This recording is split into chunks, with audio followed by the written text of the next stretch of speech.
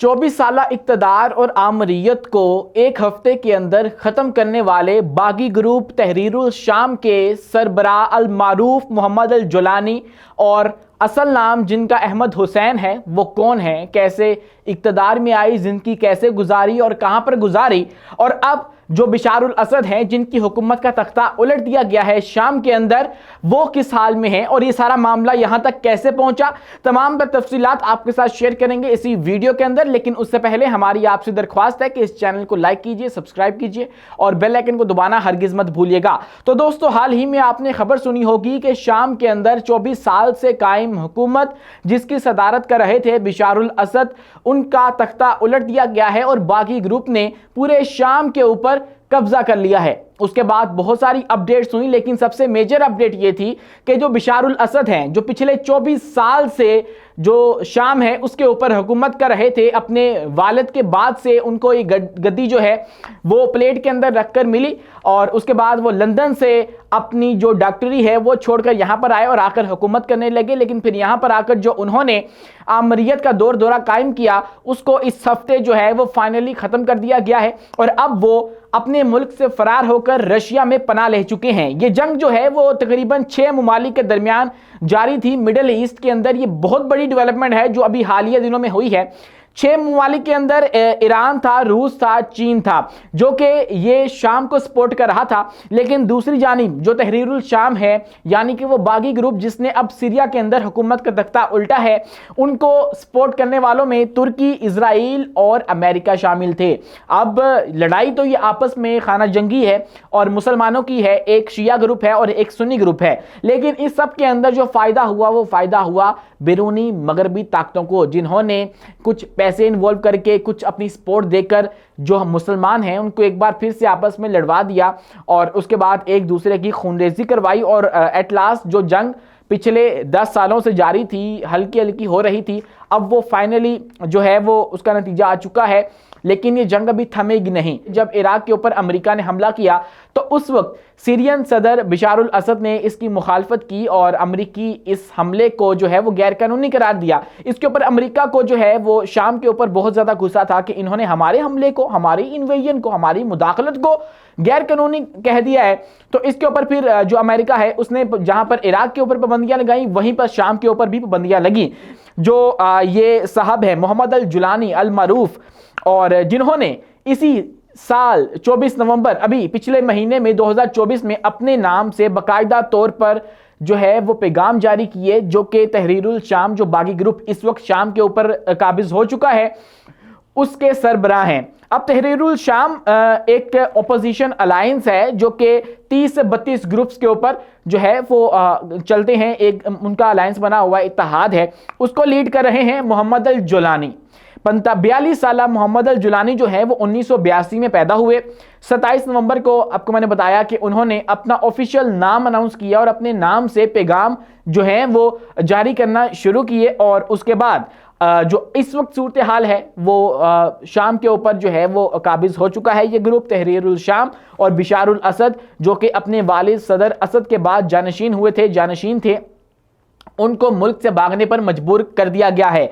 अब शाम जो है वो ऐसा मुल्क था कि जो कि ईरान की जो सप्लाई है लुबनान तक पहुंचाता था। लेकिन अब लुबनान की जब इजराइल के साथ सेटलमेंट हुई, अमन मुआहिदा हुआ, कुछ मामला जो हैं वो कम कशीदगी की तरफ गए, तो वैसे ही ये सारा मामला हुआ और जो शाम है उसको टेक ओवर करवा दिया गया। बागी ग्रुप को इतना सपोर्ट किया गया अमेरिका और इजराइल की जानिब से, ऊपर से तुर्की साथ मिलता है। तुर्कियों को मसला है कि वो उनकी आपस में इलाकाई जंग है बेसिकली इनकी, जिसके अंदर अमेरिका और इजराइल चलो ठीक है उनका इलाका साथ में मिलता है, लेकिन अमेरिका वो इतनी दूर से बैठकर वो इस सब के अंदर हिस्सा लेकर बाकायदा तौर पर मिडिल ईस्ट का जो नक्शा है वो तब्दील कर रहा है और जो आहिस्ता आहिस्ता इजराइल है उसको मजबूत से मजबूत तर करता चला जा रहा है। और अब तमाम तर जो इंसानी हकूक पूरी दुनिया के ऊपर लागू होते हैं, इनके वो अपने ऊपर लागू करने से ये कासिर हैं और उससे इनकारी हैं। लेकिन अब सूरत हाल ऐसी है कि मोहम्मद अल जुलानी जो हैं वो 24 साल पहले से जो हुकूमत चल रही थी, जिसने यहाँ पर कोई ऐसा जुल्म नहीं जो शाम के अंदर ना किया हो, उसको चलता तो कर दिया है। लेकिन अब दोबारा से क्या होगा वो तो देखना पड़ेगा। लेकिन इस हवाले से अभी बगदाद का लुबनान का जो मीडिया है वो ये बता रहा है कि मोहम्मद अल जुलानी बेसिकली यहाँ शाम से नहीं है, ये इराक के इलाका अल जुलान से हैं। और 2003 के अंदर ये इराक फरार हुए और उसके बाद 2007 में इराक वापस आए और उसके बाद गिरफ्तारी इनकी जो है अमेरिका ने की और उसके बाद 2008 के अंदर जो है इनकी रिहाई हुई और उसके बाद जो है 2011 के अंदर वापस ये शाम में आए और उसके बाद यहाँ पर आकर एक बाकायदा तौर पर सिविल वार शुरू हो गई।